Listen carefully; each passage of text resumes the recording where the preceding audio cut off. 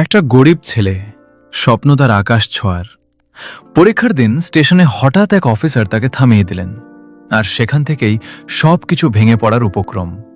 কিন্তু ঠিক সেই মুহূর্তে ঘটে এমন কিছু যা বদলে দেয় তার পুরো জীবন। শেষটা না দেখে আপনি বিশ্বাসই করতে পারবেন না। এই গল্পটা আপনাকে কাঁদাবে, ভাবাবে আর নতুন করে মানুষ হতে শেখাবে। ভোরের আলো তখনও পুরোপুরি ফোটেনি, কিন্তু ছোট্ট রেললাইন ঘেঁষা বস্তিটা ধীরে ধীরে জেগে উঠছিল। টিনের চালের ওপর রাতের শেষে টুপটাপ পড়ছিল, আর সেই শব্দের মাঝেই বসে বই পড়ছিল রাহুল। তার সামনে খোলা ছিল একটা পুরনো খাতা, যার পাতাগুলো হলুদ হয়ে গেছে, কিন্তু তার চোখে ছিল একদম নতুন স্বপ্নের ঝিলিক। সে বারবার খাতার প্রথম পাতায় লেখা একটা শব্দের দিকে তাকাচ্ছিল, IAS 2027। এটা শুধু একটা লেখা না, এটা ছিল তার জীবনের লক্ষ্য, তার অস্তিত্বের কারণ। রাহুলের বাবা অনেক আগেই মারা গিয়েছিলেন, আর মা মীনা দেবী লোকের বাড়িতে কাজ করে কোনো মতে সংসার চালাতেন। প্রতিদিন সকালে বের হওয়ার আগে তিনি ছেলের মাথায় হাত রেখে বলতেন, মানুষ হতে শিখ, বড় অফিসার হওয়ার আগে ভালো মানুষ হওয়া জরুরি। এই কথাটাই রাহুলের শক্তি ছিল। রাহুল কখনো কোচিং করেনি, দামি বই কেনার সামর্থ্য ছিল না তার। সে পুরনো বইয়ের দোকান থেকে অর্ধেক দামে বই কিনত, আর কখনো কখনো লাইব্রেরিতে গিয়ে ঘন্টার পর ঘন্টা বসে থাকত। রাতে যখন বস্তির বেশিরভাগ ঘরে অন্ধকার নেমে আসত, তখন সে একা বসে থাকত রাস্তার লাইটের নিচে, বইয়ের পাতায় নিজের ভবিষ্যৎ খুঁজতে। পাড়ার অনেকেই তাকে নিয়ে হাসাহাসি করত, এই গরিবের ছেলে IAS হবে, স্বপ্ন দেখিস না রে। কিন্তু রাহুল কখনো উত্তর দিত না। সে শুধু নিজের পড়ায় মন দিত, কারণ সে জানত তার উত্তর একদিন তার ফলাফলই দেবে। অবশেষে সেই দিনটা চলে এলো, যেদিনের জন্য সে বছরের পর বছর অপেক্ষা করেছে। তার হাতে ছিল পরীক্ষার অ্যাডমিট কার্ড, আর চোখে ছিল অজানা এক ভয় আর অদম্য আত্মবিশ্বাসের মিশ্রণ। পরীক্ষা দিতে তাকে অন্য শহরে যেতে হবে। টিকিটের টাকা জোগাড় করতে তার মা নিজের শেষ সোনার নাকফুলটা পর্যন্ত বিক্রি করে দিয়েছেন। ভোরবেলা মা চুপচাপ ট্রুটি বানিয়ে একটা পুরনো কাপড়ে বেঁধে তার ব্যাগে রেখে দিলেন। কিছু বলতে গিয়ে গলা আটকে গেলেও তিনি শুধু বললেন, হার মানিস না কখনো। রাহুল মাথা নিচু করে মায়ের পা ছুঁয়ে রওনা দিল স্টেশনের দিকে। স্টেশনে পৌঁছে সে দেখল ভিড় আগের চেয়ে অনেক বেশি। লোকজন দৌড়াচ্ছে, কেউ চিৎকার করছে, কেউ ট্রেন ধরার জন্য ব্যস্ত। এই ভিড়ের মাঝেই নিজেকে খুব ছোট মনে হচ্ছিল তার, কিন্তু বুকের ভেতর একটা শক্ত বিশ্বাস তাকে দাঁড় করিয়ে রেখেছিল। সে প্ল্যাটফর্মের এক কোণে বসে ব্যাগ থেকে অ্যাডমিট কার্ডটা বের করে আবার দেখল, যেন নিজেকে মনে করিয়ে দিচ্ছে, হ্যাঁ আমি পারব। ঠিক তখনই হঠাৎ পেছন থেকে একটা কঠিন গলা ভেসে এলো, এই ছেলে, একটু দাঁড়াও তো। রাহুল ঘুরে তাকিয়ে দেখল এক ইউনিফর্ম পরা মহিলা অফিসার তার দিকে এগিয়ে আসছেন। তার চোখে ছিল তীক্ষ্ণ দৃষ্টি, আর মুখে কোনো হাসি নেই। রাহুলের বুকের ভেতর হঠাৎ কেমন একটা ধাক্কা লাগলো। সে বুঝতে পারছিল না ঠিক কি হতে চলেছে। তার হাতের অ্যাডমিট কার্ডটা হালকা কাঁপতে লাগলো, আর ভিড়ের মাঝেও তার চারপাশটা যেন হঠাৎ নিস্তব্ধ হয়ে গেল। মহিলা অফিসার কাছে এসে দাঁড়াতেই রাহুলের গলা শুকিয়ে গেল। তিনি সরাসরি বললেন, ব্যাগটা খুলে দেখাও। আশেপাশে থাকা কয়েকজন যাত্রী কৌতূহলী চোখে তাকাতে লাগলো। কেউ ফিসফিস করে বলল, কিছু একটা গোলমাল আছে মনে হয়। রাহুল ধীরে ধীরে ব্যাগ খুলল। ভেতরে ছিল কিছু পুরনো বই, একটা ডায়েরি, 2 সেট কাপড় আর প্লাস্টিকে ভাঁজ করে রাখা অ্যাডমিট কার্ড। অফিসার সেটা হাতে নিয়ে গভীরভাবে দেখলেন। তারপর ঠান্ডা গলায় জিজ্ঞেস করলেন, কোথায় যাচ্ছ? রাহুল কাঁপা গলায় বলল, ম্যাডাম, পরীক্ষা দিতে যাচ্ছি। ভিড়ের মধ্যে কেউ হেসে উঠল, সবাই এখন অফিসার হতে চায়। অফিসার এবার বললেন, টিকিট দেখাও। রাহুল তাড়াতাড়ি নিজের শার্টের পকেট, তারপর প্যান্টের পকেট, তারপর ব্যাগের ছোট চেইন সব জায়গায় খুঁজতে লাগল। তার কপালে ঘাম জমে গেল, মুখের রং ফ্যাকাসে হয়ে গেল। টিকিটটা কোথাও নেই। বুকের ভেতরটা ধকধক করতে লাগলো। সে আতঙ্কিত গলায় বলল, ম্যাডাম, ছিল, আমি এখানেই রেখেছিলাম, হয়তো পড়ে গেছে বা। তার কথা শেষ হওয়ার আগেই অফিসার কড়া গলায় বললেন, বিনা টিকিটে যাত্রা, এটা কিন্তু অপরাধ। চারপাশে ফিসফাস পাড়তে লাগলো। কেউ কেউ মোবাইল বের করে ভিডিও করতে শুরু করলো। রাহুলের চোখে পানি চলে এলো। সে কাঁপতে কাঁপতে বলল, ম্যাডাম, আমি মিথ্যে বলছি না। আমার মা অনেক কষ্ট করে টিকিটের টাকা জোগাড় করেছেন। হয়তো ভিড়ের মধ্যে পকেট কাটা গেছে। আজ আমার পরীক্ষা, আমি যদি যেতে না পারি। তার গলা ধরে এলো। কিছুক্ষণ নীরবতা নেমে এলো, কিন্তু অফিসারের চোখে তখনও সন্দেহের ছাপ। তিনি বললেন, সবাই এমন গল্পই বলে, আগে ভুল করে তারপর কাঁদে।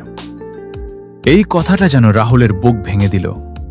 ঠিক তখনই দূর থেকে ট্রেনের সিটি শোনা গেল। প্ল্যাটফর্মে হঠাৎ চাঞ্চল্য বেড়ে গেল। লোকজন দৌড়াতে শুরু করল। রাহুল অসহায়ের মতো ট্রেনের দিকে তাকিয়ে রইল, তারপর অফিসারের দিকে। তার চোখ বেয়ে অশ্রু গড়িয়ে পড়ছিল। সে ধীরে ধীরে বলল, ম্যাডাম, প্লিজ, আমার একটা বছর চলে যাবে। আমি সত্যিই পরীক্ষা দিতে যাচ্ছি। কিন্তু অফিসার দৃঢ় গলায় বললেন, চলো, অফিসে যেতে হবে। রাহুলের পা যেন জমে গেল। ট্রেন তখন প্ল্যাটফর্মে ঢুকছে। লোকজন উঠছে, নামছে, চিৎকার করছে।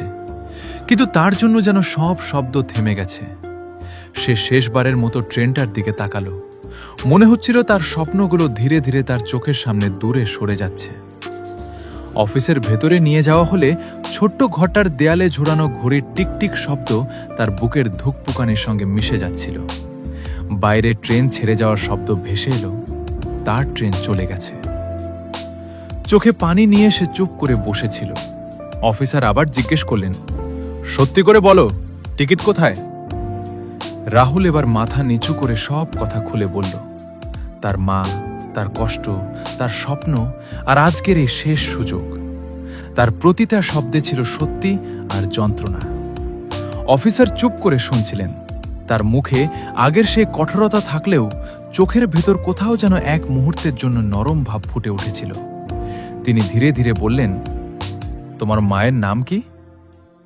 রাহুল একটু অবাক হয়ে তাকালো, তারপর বলল, মীনা দেবী। এই নামটা শোনার পর অফিসার কিছুক্ষণের জন্য একেবারে চুপ হয়ে গেলেন। তার চোখে হালকা একটা পরিবর্তন দেখা গেল, যেন কোনো পুরনো স্মৃতি হঠাৎ ফিরে এসেছে। মীনা দেবী নামটা আবার ধীরে ধীরে নিজের মুখে আওড়ালেন মহিলা অফিসার।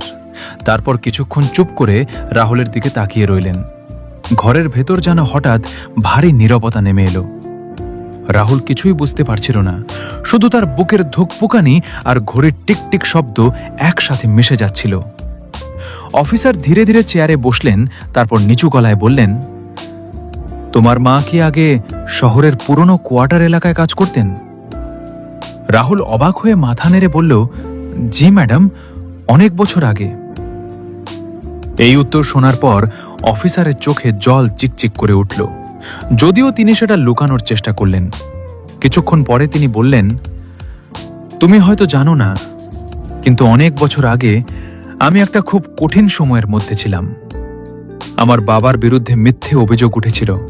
সবাই আমাদের ছেড়ে চলে গিয়েছিল। তখন আমাদের ঘরে খাবারও থাকতো না। তার গলা কেঁপে উঠল, কিন্তু তিনি থামলেন না। সেই সময় তোমার মা, হ্যাঁ, তোমার মা আমাদের সাহায্য করেছিলেন, কোনো স্বার্থ ছাড়াই। নিয়মিত খাবার এনে দিতেন, আমাকে স্কুলে ফিরে যেতে উৎসাহ দিতেন। যদি তিনি না থাকতেন, তাহলে হয়তো আজ আমি এই ইউনিফর্মে দাঁড়িয়ে থাকতে পারতাম না। রাহুলের চোখ বিস্ময়ে বড় হয়ে গেল। তার ঠোঁট কাঁপছিল। সে যেন কিছু বলার ভাষা খুঁজে পাচ্ছিল না। এতদিন যে মাকে সে শুধু সংগ্রাম করা একজন সাধারণ নারী ভেবেছে, আজ বুঝতে পারল তার মা কত বড় মনের মানুষ। অফিসার এবার সোজা হয়ে বসে বললেন, আইন নিজের জায়গায় ঠিক আছে, কিন্তু মানবতা তার থেকেও বড়। তিনি ঘড়ির দিকে তাকালেন। সময় এখনো পুরোপুরি শেষ হয়নি। হঠাৎ তিনি উঠে দাঁড়িয়ে ফোন তুলে নিলেন। কাউকে দ্রুত কিছু নির্দেশ দিলেন, তারপর কল কেটে রাহুলের দিকে তাকিয়ে বললেন, একটা ট্রেন আছে আরেকটু পরে, আমি তোমার জন্য টিকিটের ব্যবস্থা করেছি। রাহুল যেন নিজের কানকে বিশ্বাস করতে পারছিল না। তার চোখ দিয়ে অবিরাম পানি পড়তে লাগলো। সে তাড়াতাড়ি উঠে দাঁড়িয়ে বলল, ম্যাডাম, আমি। কিন্তু কথাগুলো গলায় আটকে গেল। অফিসার তার কথা থামিয়ে দিয়ে বললেন, ধন্যবাদ, আমাকে না, তোমার মাকে দিও। আজ আমি শুধু তার একটা ঋণ শোধ করছি। তারপর হালকা কড়া গলায় যোগ করলেন, আর একটা কথা মনে রাখবে, যদি কখনো বড় কিছু হও তাহলে মানুষের দিকে শুধু সন্দেহের চোখে তাকাবে না, তাদের ভেতরের গল্পটাও বোঝার চেষ্টা করবে। কিছুক্ষণ পর তারা দুজনেই প্ল্যাটফর্মে এসে দাঁড়ালো। নতুন ট্রেন ঢুকছে, চারপাশে আবার ভিড় বাড়ছে। অফিসার নিজের হাতে টিকিটটা রাহুলের হাতে তুলে দিলেন। রাহুল কাঁপা হাতে সেটা নিল, তারপর ঝুঁকে তার পা ছুঁয়ে সালাম করল। এবার তার চোখে ভয় ছিল না, ছিল অদম্য আত্মবিশ্বাস। সে বলল, ম্যাডাম, আমি একদিন ফিরব, এই ইউনিফর্ম পরে। ট্রেন ধীরে ধীরে চলতে শুরু করল। জানালার পাশে দাঁড়িয়ে রাহুল দেখল অফিসার স্যালুট করে দাঁড়িয়ে আছেন। তার চোখে জল, কিন্তু মুখে